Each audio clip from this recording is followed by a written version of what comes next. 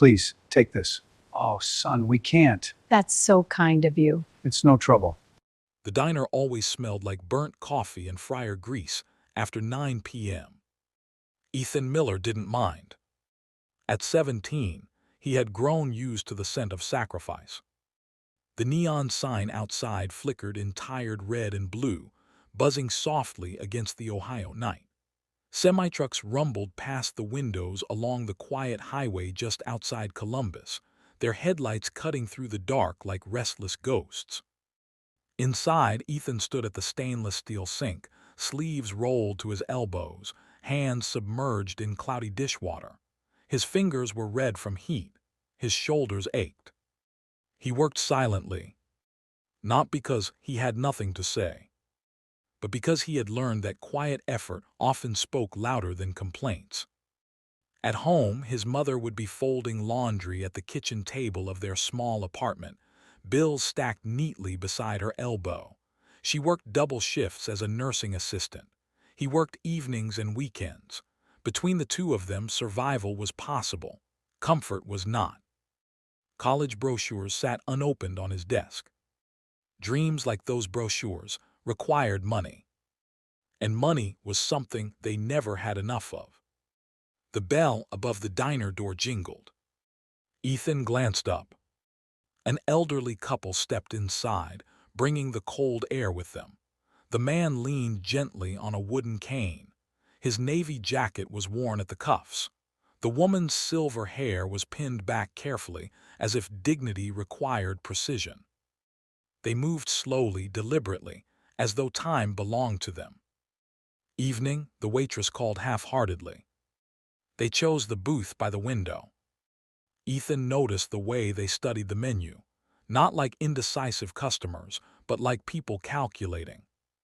He'd seen that look before. His mother had worn it in grocery store aisles. 2 bowls of soup, 1 slice of pie. Shared. The diner lights hummed overhead. When the check came, the woman counted folded bills twice. The man checked his coat pocket. They whispered softly to each other. The waitress sighed and approached the dish station. "They're short," she muttered to Ethan. $3.40. $3.40. In Ethan's pocket sat the crumpled tip money from tonight, barely enough for gas to get to school and back tomorrow. His mind moved quickly. The gas gauge in his car had already dipped below the red line. The fridge at home held half a carton of milk and some eggs. Payday was 3 days away. He hesitated.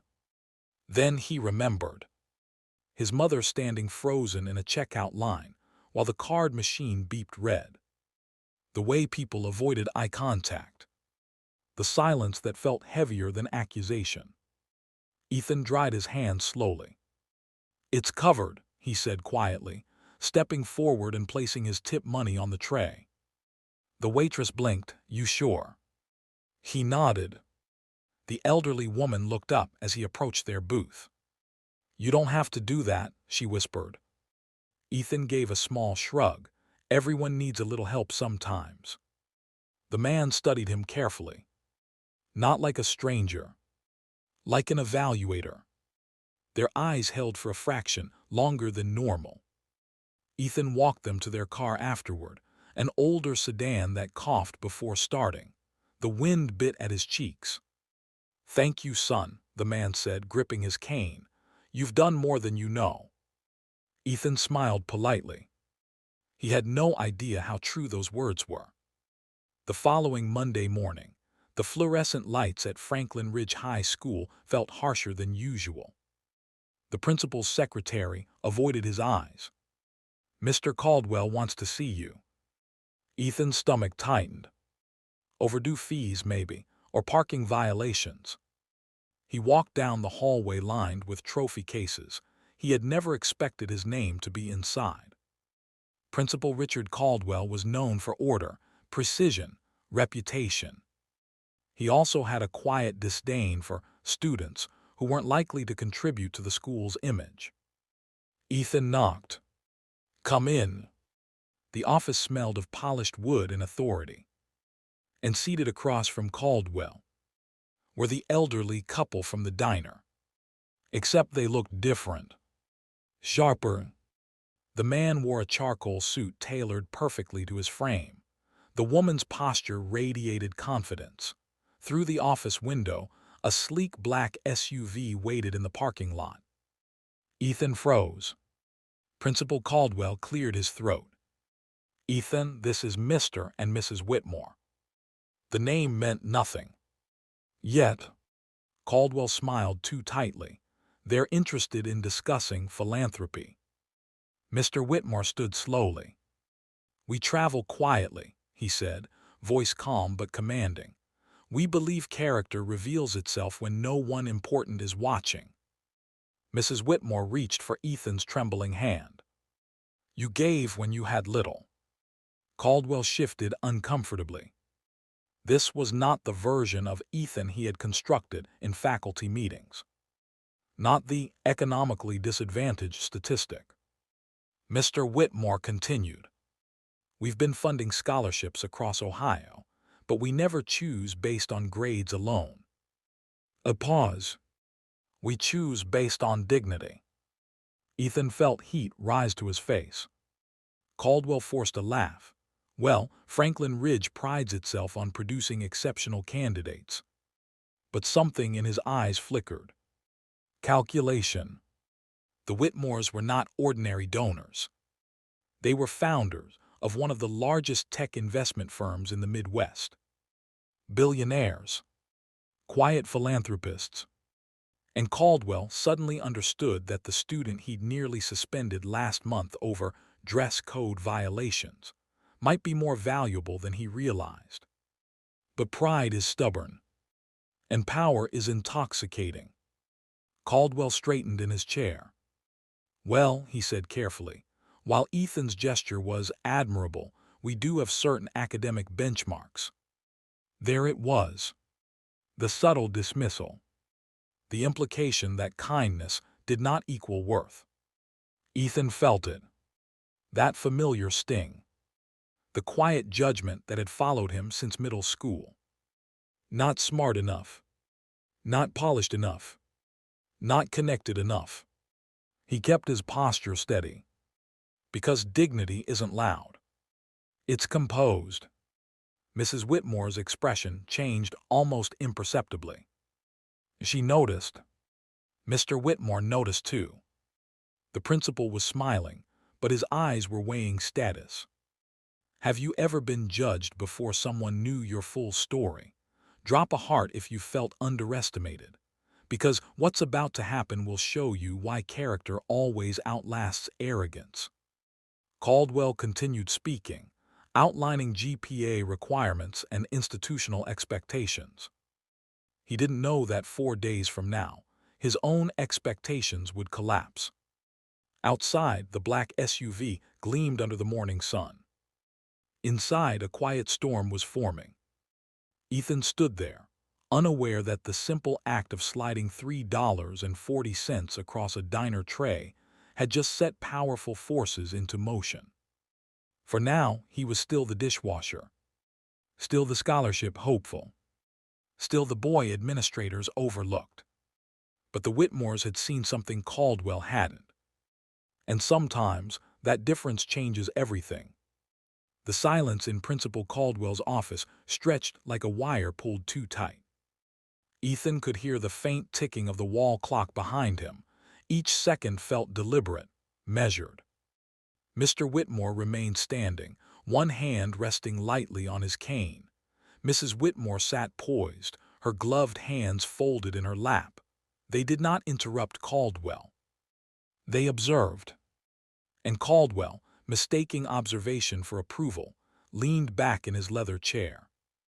As I was saying, he continued smoothly, Franklin Ridge High maintains very specific standards for scholarship endorsement, academic excellence, leadership visibility, community polish. Polish. The word hung in the air.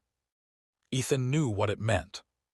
It meant students whose parents attended fundraisers, students whose last names were etched into library plaques, students who wore confidence like inheritance.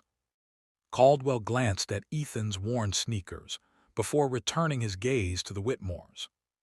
While Ethan's generosity is commendable, we have to consider the broader representation of the institution. There it was again, the suggestion that Ethan was not the right fit. Ethan swallowed but kept his back straight. Inside, his thoughts raced. Stay calm, don't give them a reason. He had learned that lesson early. In freshman year, when a substitute teacher accused him of cheating because his test score was unexpected. In sophomore year, when the guidance counselor gently suggested trade school because college debt can be overwhelming for students from certain backgrounds. He had learned to respond with composure, because anger would only confirm their assumptions. Mr. Whitmore's eyes narrowed slightly. "And what exactly," he asked calmly, "constitutes polish?" Caldwell smiled, confident in his control of the room. Presentation, stability, family background, predictability. Predictability. The fluorescent lights buzzed overhead. Ethan felt heat rising behind his ears. Mrs. Whitmore tilted her head. "Are you implying generosity is unpredictable?" Caldwell laughed softly. "Not at all. I simply mean we must invest in students who reflect consistency." The word invest was deliberate. He was speaking the language of business now. But he didn't realize he was speaking to masters of it. Ethan's hands rested at his sides. He felt the urge to defend himself, but something told him to wait. Let them speak. Let them reveal themselves. Outside the office, the hallway had grown unusually crowded. Word traveled fast in schools. Teachers pretended to organize bulletin boards. Students slowed near the door. Silent witnesses. Watching. No one intervened. No one spoke up. Caldwell leaned forward now, voice lowering. "Ethan has had several attendance issues due to part-time employment. While admirable, it does raise questions about time management and academic priority." The implication was clear. Working to help his family was a liability, not a strength.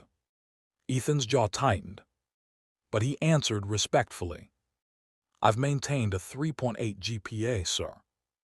"Yes," Caldwell replied, tapping a file, "but excellence isn't just numbers." The humiliation wasn't loud. It was subtle, professional, polished, and far more dangerous because of it. Mrs. Whitmore's fingers tightened around her purse.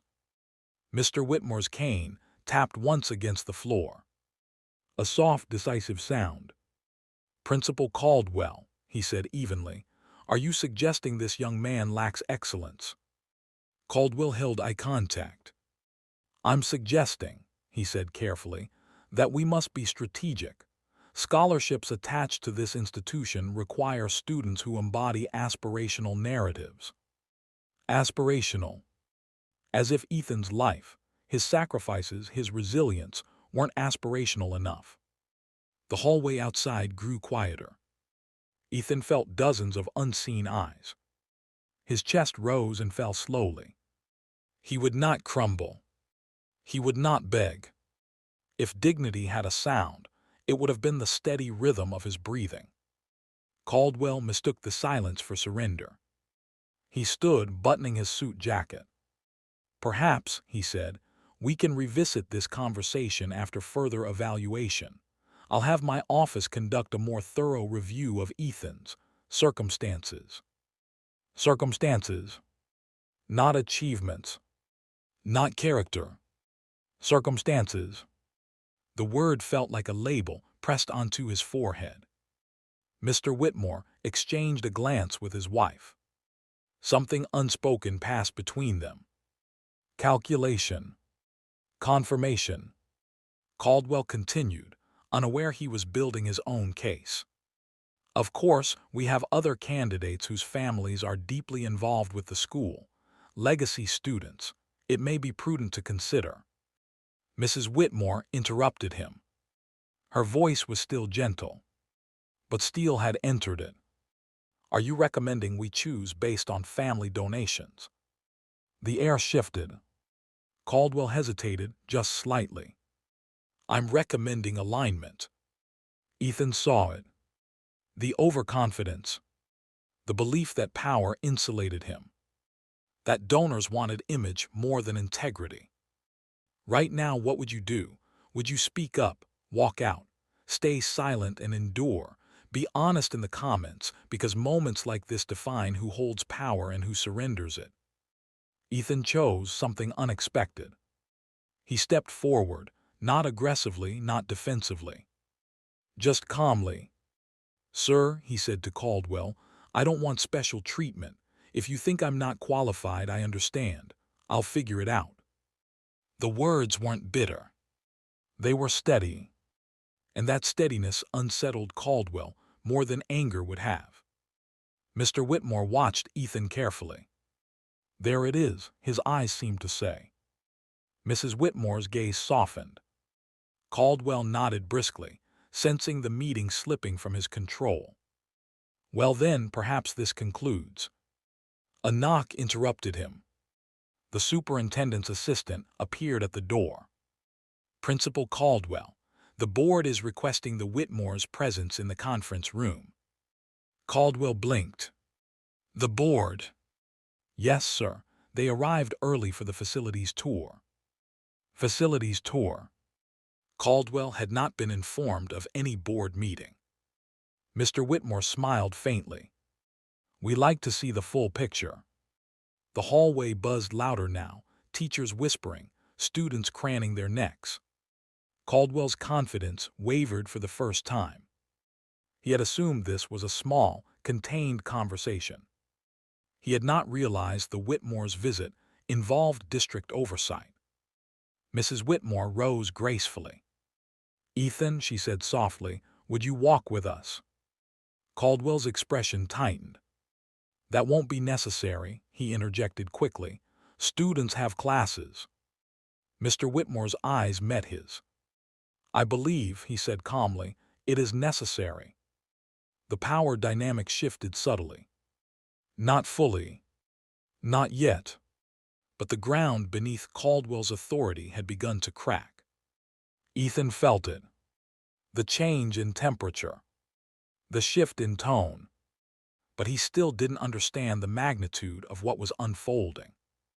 To him, this was still about a scholarship. Still about college. Still about survival. He had no idea this meeting would soon unravel far more than admission criteria. As they stepped into the hallway, whispers rippled like wind through tall grass. Is that him? What's going on? Why are they here? Caldwell followed behind them, forced smile fixed in place. The superintendent was waiting at the far end. And the board members. And cameras. Caldwell stopped walking. Cameras. This was no quiet donor visit. This was something else. Something larger. Mr. Whitmore leaned slightly toward Ethan as they walked. Tell me, he said softly, why didn't you tell us you worked 2 jobs? Ethan blinked. It didn't seem important. Mrs. Whitmore smiled. Character never announces itself, she said. Ahead, the conference room doors opened.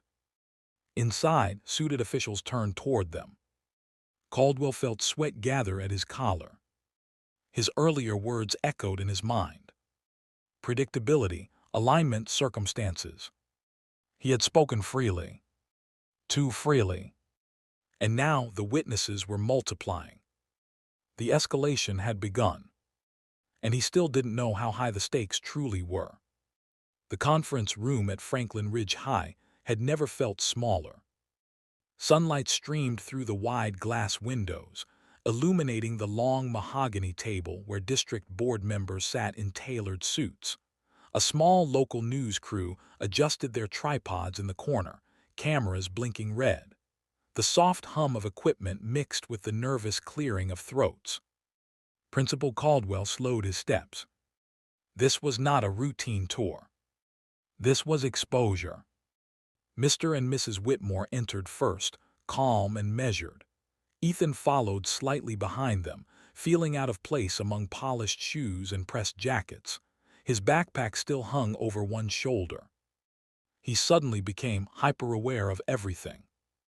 The scuff on his sneaker, the faded cuff of his hoodie, the faint smell of diner grease that never quite washed out. He resisted the urge to shrink. Dignity does not shrink. It stands. Caldwell forced a confident smile. "Good morning, everyone. I wasn't aware we were convening early." The superintendent, a sharp-eyed woman named Dr. Hayes, folded her hands on the table. "We adjusted the schedule," she replied evenly. "Our guests requested a full transparency review." Full transparency. The words landed heavily. Mr. Whitmore walked to the head of the table, not hurriedly, not arrogantly, simply as if it were natural. "Thank you for accommodating us," he said. "My wife and I prefer to observe institutions in their authentic state." Caldwell's pulse quickened. Authentic state. He glanced briefly at Ethan, then back at the board. Mrs. Whitmore stepped forward. "Before we proceed," she said, her voice clear but warm, "we'd like to share a brief story." The room quieted. Ethan felt his heartbeat in his ears. "A few nights ago," she continued, "my husband and I visited a local diner. We dressed plainly. We carried limited cash, and we intentionally fell short when paying our bill." A murmur spread across the table. Caldwell stiffened. Mr. Whitmore continued seamlessly. "We have funded over 200 scholarships across the Midwest, but we do not choose recipients based on transcripts alone." He turned slightly. His gaze settled on Ethan. "We choose based on integrity demonstrated when there is no audience." The cameras shifted toward Ethan. Caldwell's smile faltered. Mrs. Whitmore's voice softened. A young man working behind the counter stepped forward, without hesitation, without expectation of recognition. He covered our meal with money he clearly needed. The room stilled.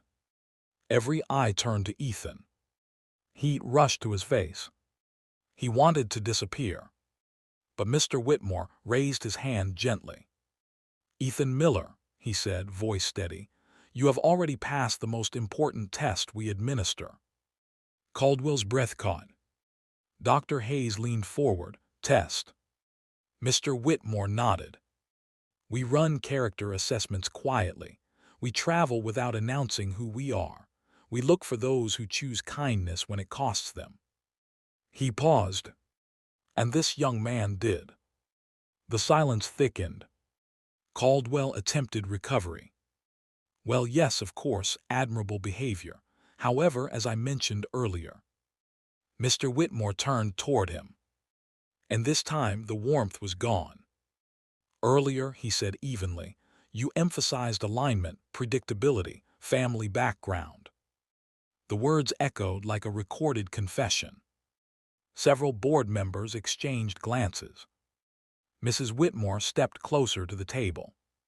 "We asked for the academic file before coming here," she said. "Ethan holds a 3.8 GPA, works 2 jobs, has 0 disciplinary infractions." She allowed a small pause. "And yet, you suggested he may not represent the institution." Caldwell swallowed. "That was taken out of context." Dr. Hayes looked directly at him. "Was it?" Cameras zoomed slightly closer. Ethan stood frozen. He hadn't known any of this was planned. He hadn't known they were evaluating him. He certainly hadn't known cameras would be present. Mr. Whitmore reached into his jacket pocket. He placed a leather folder on the table. Inside it was a document embossed with the Whitmore Foundation seal. "We are prepared," he said, "to grant Ethan Miller a full academic scholarship to any university within the state of Ohio, tuition, housing, living expenses. Additionally, we will establish a community fund in his name to support working students at Franklin Ridge." The words felt unreal. full scholarship, living expenses, community fund. Caldwell's complexion drained of color. The power in the room shifted instantly. It was no longer his office, no longer his narrative. It was accountability. Stop, did you see that coming? That look, that's the moment confidence turns into calculation. What do you think is going through Caldwell's mind right now? Let us know below. Caldwell opened his mouth, then closed it. The superintendent spoke carefully. Principal Caldwell, were we informed about concerns regarding Mr. Miller's eligibility? Caldwell's voice wavered just slightly. There were discussions about overall presentation metrics. Presentation metrics, one board member repeated incredulously. Mr. Whitmore leaned forward, resting both hands on the table. Let me be clear, he said, voice now carrying unmistakable authority. If your institution values polish over principle, we will redirect our funding elsewhere. The room went still. Redirect funding. The Whitmore Foundation's annual contributions to Ohio schools exceeded 8 figures. Caldwell realized, too late, that he had not been interviewing Ethan. He had been evaluated. And he had failed. Mrs. Whitmore stepped toward Ethan. She handed him the folder. Your mother's debts have been cleared, she said softly, and your future is yours to build. Ethan's breath caught. My mom. We believe dignity should relieve burdens, she replied. The cameras captured everything. Caldwell's carefully maintained authority crumbled in real time. Dr. Hayes closed her notebook. Principal Caldwell, she said calmly, we'll need a private discussion after this meeting. There it was. The beginning of consequence. The board members began whispering among themselves. One adjusted his glasses. Another shook her head slightly. Caldwell stood rigid. The room no longer revolved around him. Ethan, still overwhelmed, found his voice. I didn't do it for this, he said quietly. Mr. Whitmore smiled faintly. We know. And that was precisely why it mattered. The revelation wasn't explosive in volume. It was nuclear in impact. Because it dismantled something invisible but powerful, the assumption that wealth defines worth. Ethan had walked into that office as the overlooked dishwasher. He now stood as the embodiment of everything the school claimed to represent. Integrity, resilience, dignity. Caldwell understood what this meant. Internal review, public scrutiny, board investigation. And perhaps something worse. Exposure of patterns. Because if he had treated Ethan this way, who else had he dismissed? The cameras clicked off one by one. But the damage had already been recorded. Outside the conference room windows, students gathered in clusters, whispering excitedly. Word spread faster than Wi-Fi. Ethan got a full ride. The Whitmores are billionaires. Caldwell messed up. Inside, Dr. Hayes stood. We will reconvene this afternoon. Principal Caldwell, remain available. Remain available. Not resume duties. Not carry on. Remain available. Caldwell felt the subtle demotion in phrasing.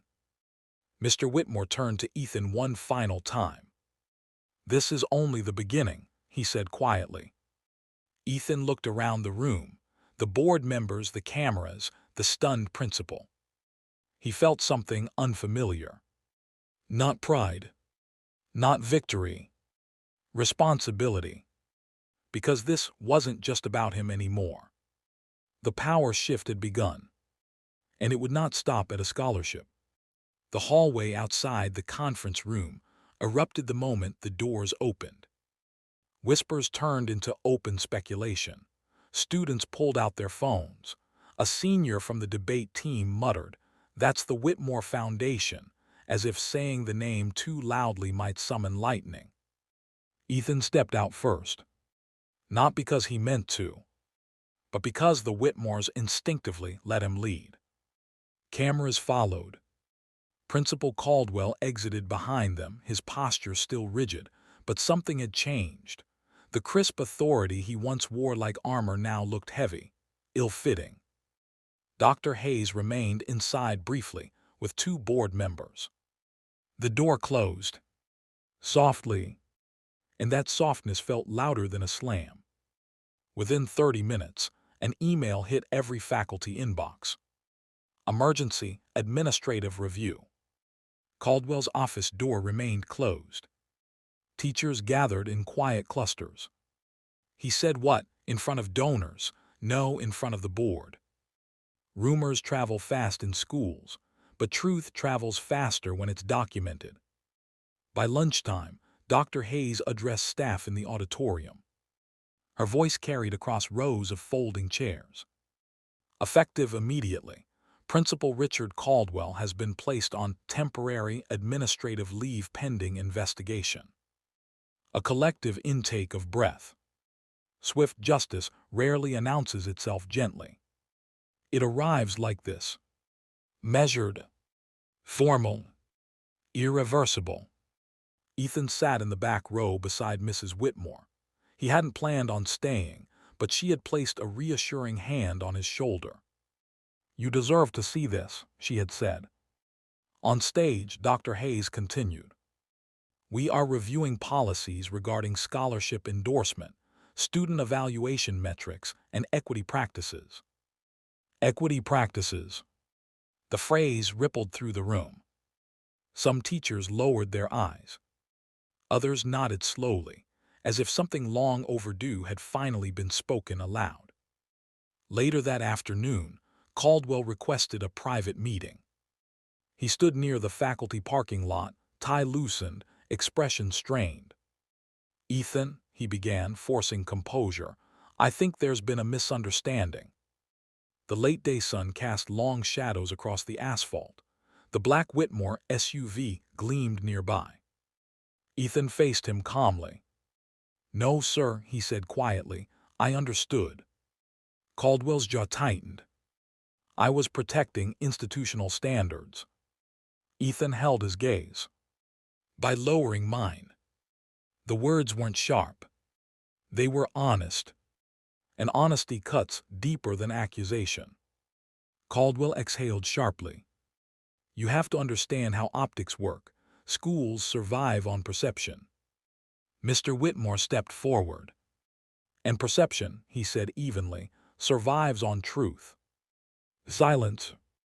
A breeze moved through the lot, rustling fallen leaves. Caldwell looked suddenly smaller. Not because of lost authority, but because his framework had collapsed. He had believed influence flowed downward, from titles, from offices, from legacy. Now he was staring at a 17-year-old dishwasher whose integrity had redefined the hierarchy. "You embarrassed me," Caldwell muttered. Ethan's expression didn't change. "No, sir," he replied, "you did that yourself." The statement landed with quiet finality. Mrs. Whitmore gently guided Ethan toward the SUV. The confrontation was over. But the reckoning was just beginning. By evening, the district launched a formal inquiry. Emails surfaced. Recommendation letters reviewed. Disciplinary records audited. And what investigators found was not a single incident. It was a pattern.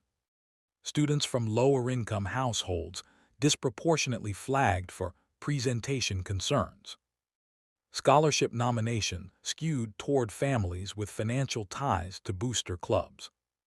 Attendance penalties applied inconsistently. It wasn't overt corruption. It was polished bias. And polished bias hides well until light finds it. Dr. Hayes assembled a task force. Equity consultants were brought in. Anonymous student surveys were distributed. The Whitmore Foundation publicly stated they would suspend all district funding until the investigation concluded. That announcement hit local news by 7 p.m. Billionaire donors demand reform at Franklin Ridge High. The headline spread quickly. But what mattered more than headlines was accountability. 2 days later, the auditorium filled again. This time there was no Caldwell. An interim principal stood at the podium. "We are instituting immediate policy changes," she announced. A projection screen lit up behind her. Removal of subjective presentation criteria in scholarship, endorsements independent review board for all nomination processes, mandatory equity training for administrative staff, financial transparency requirements. Each bullet point struck like a measured drumbeat. Teachers shifted in their seats, some uncomfortable, some relieved, because many had seen it. The subtle favoritism, the unspoken hierarchy, but few had challenged it. Silence is easier than resistance, until someone refuses silence. Ethan had never intended to start a movement. He had only paid for soup. Yet here it was. System-wide response. Parents began emailing the district. Former students reached out with stories. One wrote, "I was told my family background didn't align with the school's image." Another, "I was discouraged from applying for scholarships because I worked too many hours." The investigation expanded. Board members scheduled public hearings. Media vans parked outside the school. What had begun as a quiet diner moment now reverberated across Franklin County. Caldwell remained on leave. His office cleared discreetly. Awards removed from walls. Nameplate taken down. Injustice often hides behind ceremony. But ceremony cannot protect it forever. That night, Ethan sat at the small kitchen table with his mother. She held the official scholarship letter in trembling hands. "They paid off the hospital bills," she whispered. Tears slipped quietly down her cheeks. "You don't have to work nights anymore." Ethan looked at her. For the first time in years, her shoulders weren't hunched beneath invisible weight. The apartment felt lighter. Not because of money, but because dignity had been affirmed. He stared at the letter again. Full tuition, housing, living expenses. It didn't feel real. But what felt even more powerful was knowing that fairness had been demanded publicly, not whispered privately. On the fourth day, the board reconvened. This time, the meeting was open to the public. Cameras filled the room. Students lined the walls. Dr. Hayes addressed the assembly. "After reviewing documented statements and institutional practices, we have determined that Principal Richard Caldwell demonstrated discriminatory evaluation, standards inconsistent with district policy." The room held its breath. "His contract is hereby terminated, effective immediately." There it was. Not suspension. Termination. Applause erupted, not wild but resolute. Measured. Like justice. Caldwell, seated at the side of the room, stared straight ahead. His expression unreadable. The most powerful administrator in Franklin County 4 days ago. Now unemployed under public scrutiny. Just as foretold. But this story was never about humiliation. It was about restoration. Dr. Hayes continued. "We will be implementing structural reform to ensure no student's potential is dismissed based on socioeconomic bias." Ethan stood quietly near the back. He didn't clap. He didn't celebrate. He simply absorbed the weight of it. Because justice is not about revenge. It's about correction. And correction had arrived swiftly. But reform requires something deeper. And that was only beginning. The applause in the boardroom faded, but the echo lingered long after the gavel struck wood. Termination was a headline. Reform was a process. And processes are slower than outrage. Within days, Franklin Ridge High was no longer just a school under review. It was a case study. District investigators converted an unused classroom into a temporary compliance office. Stacks of files lined folding tables. Laptops glowed late into the night. Attendance records, scholarship endorsements, disciplinary referrals. Patterns began surfacing with uncomfortable clarity. Students who worked part-time jobs were twice as likely to be flagged for inconsistent academic focus. Legacy families were disproportionately represented in recommendation letters marked priority. Subjective terms like polish, fit, and presentation readiness appeared repeatedly in internal memos. None of it illegal on the surface, all of it revealing beneath it. Polished bias leaves fingerprints. You just have to look closely enough.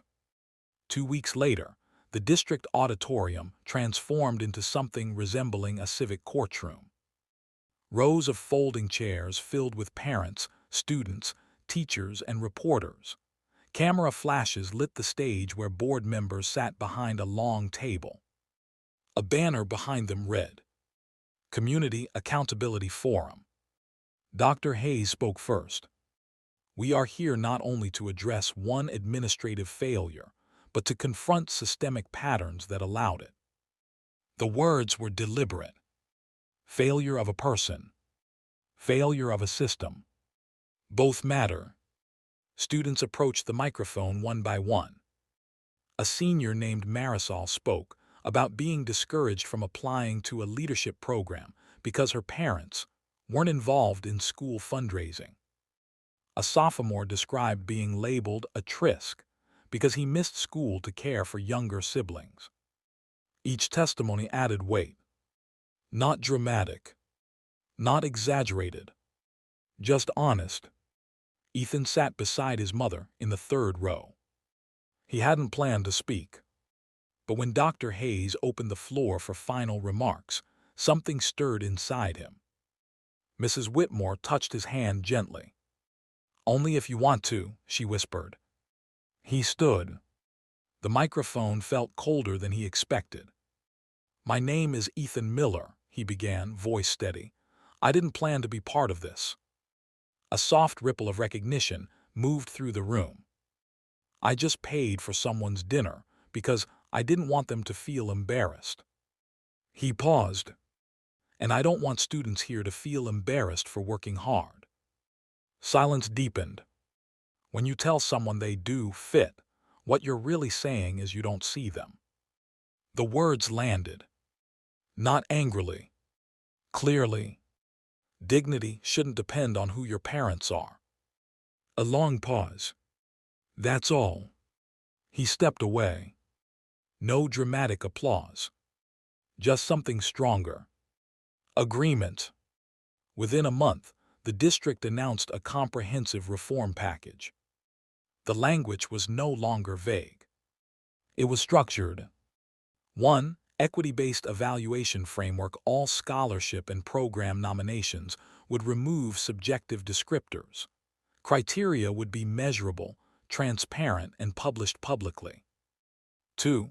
Independent Oversight Committee. A rotating panel of educators, community leaders, and student representatives would review administrative decisions. 3. Financial bias audit. External auditors would evaluate correlations between family donations and student opportunities. 4. Work-study accommodation policy. Students holding part-time jobs would receive structured flexibility, not penalty. Each reform targeted something specific. Not symbolic. Operational. The Whitmore Foundation reinstated funding, but with conditions. Quarterly transparency reports. Student feedback channels. Anonymous complaint protections. Mr. Whitmore addressed the board privately. Philanthropy is not about charity, he said. It's about accountability. Change is rarely immediate. But culture bends when systems shift. Teachers began attending workshops, not defensive ones but reflective ones. In one session, a facilitator asked, What assumptions do we carry about students who work after school? The room sat quietly. A math teacher raised her hand. I assumed they were distracted. Another admitted, I thought they lacked ambition. Conversations once avoided were now unavoidable. Bulletin boards began featuring stories of working students, not as pity pieces, as profiles of resilience. The term presentation metrics disappeared from official vocabulary, replaced by character and commitment. Small shifts, but small shifts redirect futures. A new principal was appointed, Dr. Lena Morrison.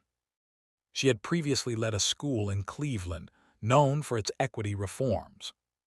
On her first day, she didn't give a speech from behind a podium. She walked the hallways. She visited classrooms. She sat in the cafeteria. When she met Ethan, she didn't mention scholarships. She asked, "What do you want to study?" "Engineering," he replied. She nodded, "Then let's make sure you're challenged enough." No assumptions.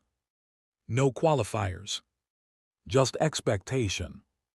Local news outlets continued coverage. Segments aired titled, "From Diner to District Reform. Kindness Sparks Accountability." Reporters interviewed students, not about scandal but about change. Franklin Ridge High became an example statewide. Other districts began reviewing their own policies preemptively. The Ohio Department of Education issued a memo encouraging similar audits. Ripple effects. System reform does not stop at one building. It spreads. Richard Caldwell's resignation letter circulated quietly. No dramatic apology. Just formal language about moving on to new opportunities. But behind closed doors, administrative networks took note. Reputation matters in leadership. And patterns follow. The lesson was clear. Authority without fairness collapses under scrutiny. 3 months later, the gymnasium filled for an assembly unlike any other. Not to address scandal, but to celebrate transformation. The Whitmore Foundation announced the creation of the Miller Merit and Dignity Scholarship, awarded annually to working students demonstrating integrity. Ethan stood on stage not as a symbol of charity, but as a catalyst for change. Mr. Whitmore handed him a framed certificate. "This isn't about reward," he said quietly into the microphone. "It's about recognition." Mrs. Whitmore added, "And recognition should never be reserved for the privileged."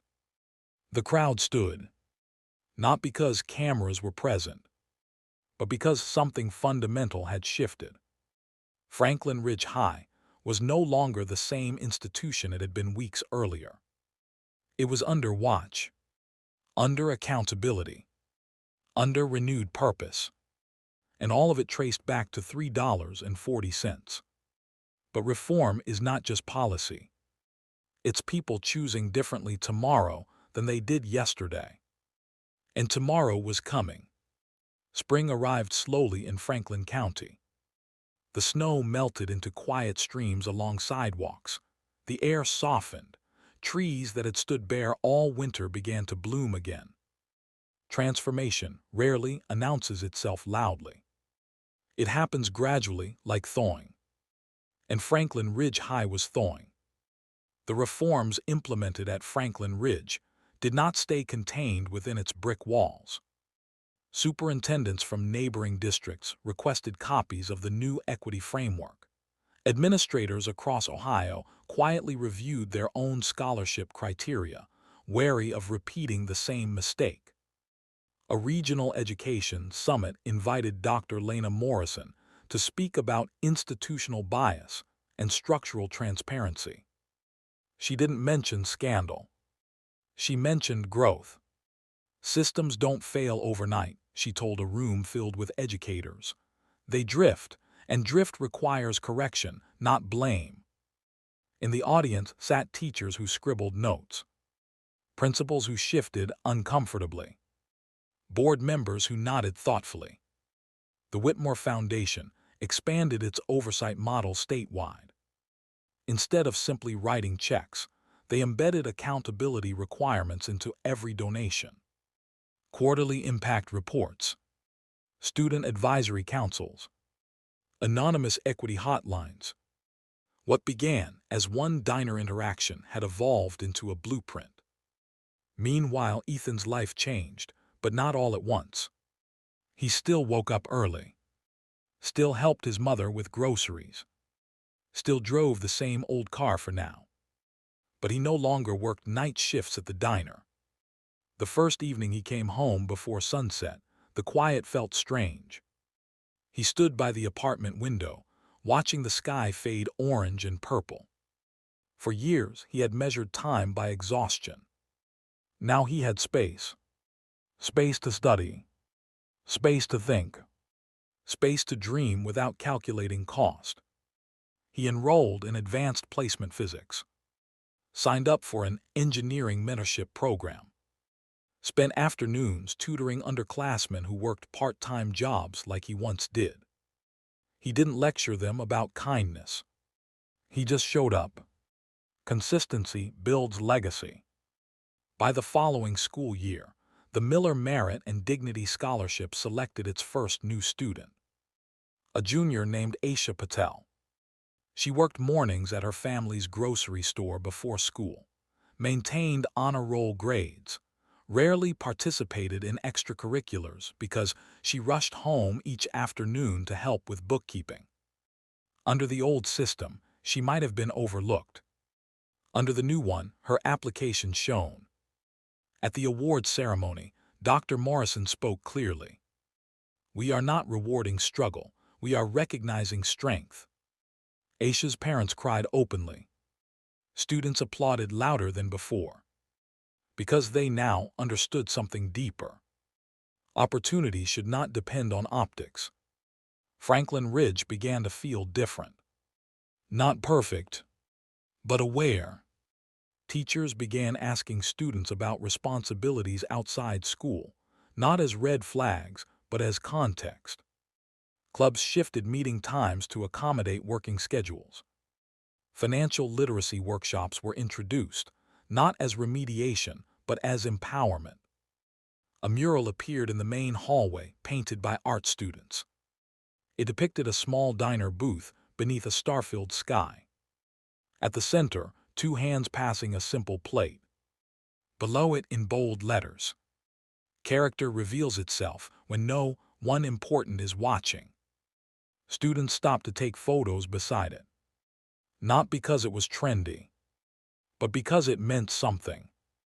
The Ohio Department of Education formally recognized Franklin Ridge as a model for equitable reform.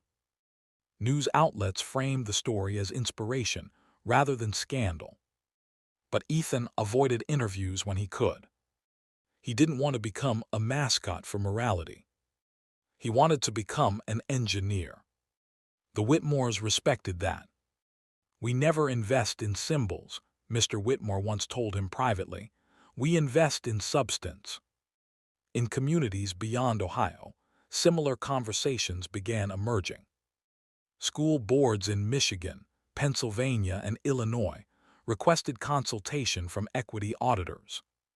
Philanthropic organizations revised scholarship language.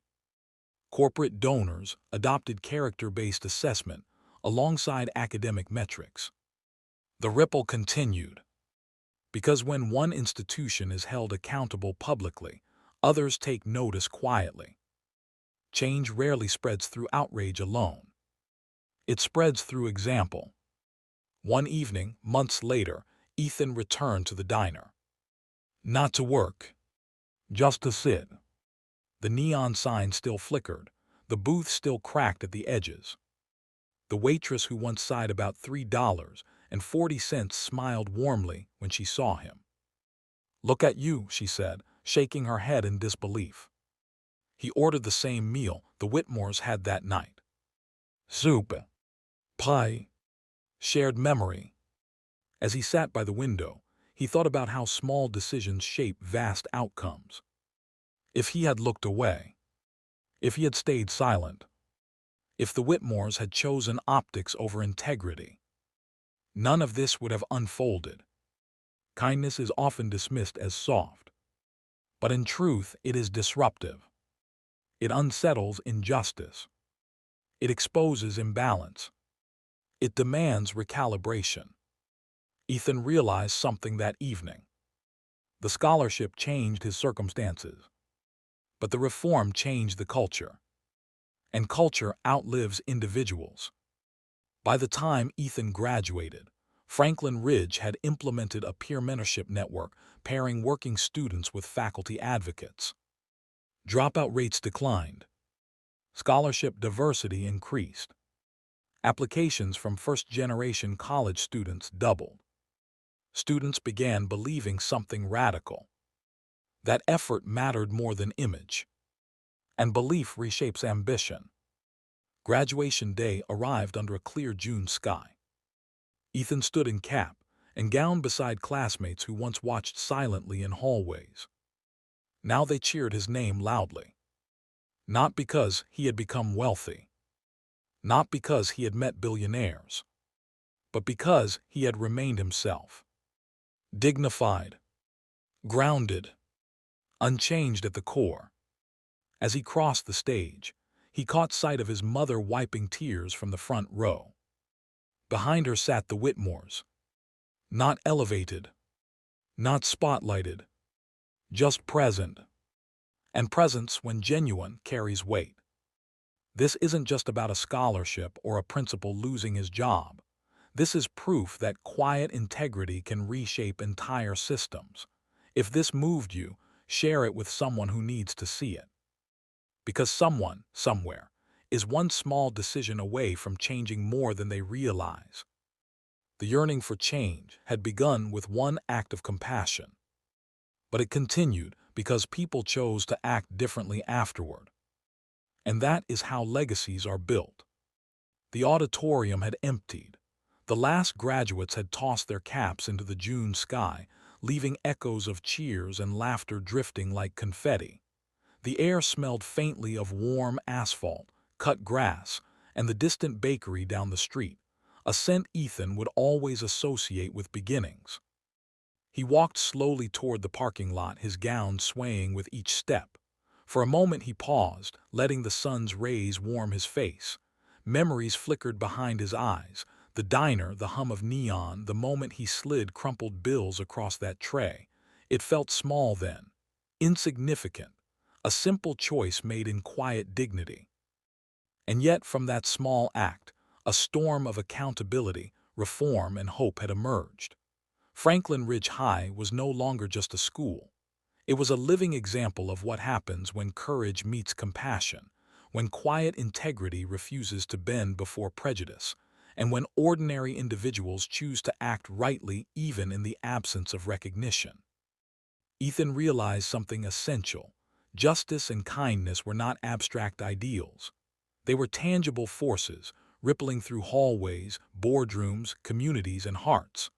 One small act of generosity had sparked structural reform, inspired countless students, and reminded adults that power untempered by principle is fragile. He thought of Principal Caldwell, humbled in ways he had never anticipated. Not destroyed for cruelty, but held accountable, exposed to the truth he had tried to ignore. The message was clear. Institutions may falter, but integrity persists. The Whitmores had given him opportunity, but opportunity alone does not define legacy. Legacy is forged when choices align with dignity, when the powerless are given voice, when small acts of kindness seed large-scale transformation. Ethan glanced at his mother, still smiling, proud, her shoulders finally free from the invisible weight of endless worry. And he knew every late shift, every exhausted evening, every act of selfless courage had been worth it. He turned to the horizon, thinking of all the students across the country who might now find their potential recognized, their perseverance celebrated, their dignity affirmed. Because systems change only when individuals insist that they must. And in every school, every diner, Every quiet corner of the world, someone watching, someone waiting, someone about to act can make the same choice he did. To those watching this story now, never underestimate the power of quiet courage. Never dismiss the ripple effect of a single, principled act. Stand up when injustice whispers. Speak out when opportunity falters. Your choice, your dignity, your humanity, they matter more than you realize. Because kindness is not weakness, compassion is not charity, integrity is not conditional, and one small decision made when no one is watching can change a life, a school, a community, even the world.